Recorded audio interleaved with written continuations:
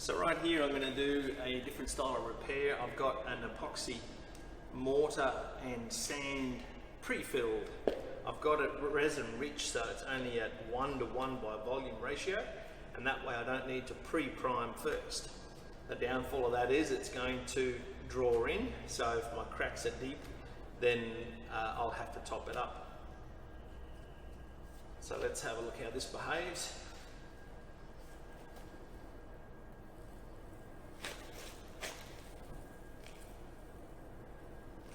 Again, we're overfilling, and I'll be grinding off tomorrow any excess.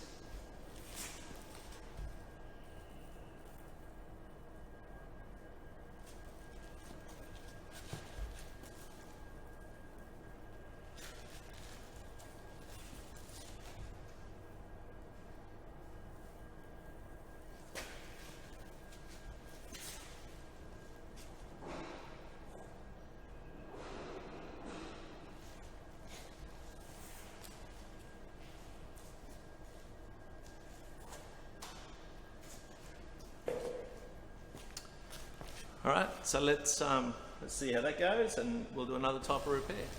So the next type of repair material is a different type of filler. This is more of a Thixotrope type filler, and the variations on that are fibres, like non-saic fibres. This is called Easy Thix. It is a material that is well, I think it's a blend of diatomaceous earth and some other fillers to create a certain feel, and you can add as much as you like. I wanted to create a creamy type of viscosity so it still flows in, but you can thicken it right up and do a vertical repair if you wanted to. So same thing again. I'm going to pour it in, I'm going to overfill so that I can grind it flat tomorrow and I'll be able to see the repair.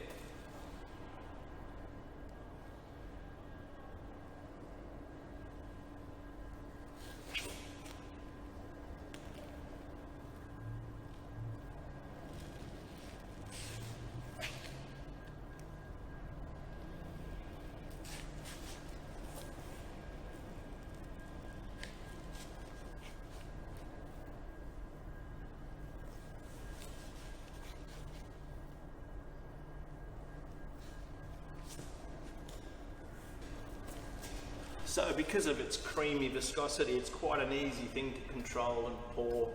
You don't tend to get as much overflow as you do with a resin and sand mix, and it sits up quite nicely.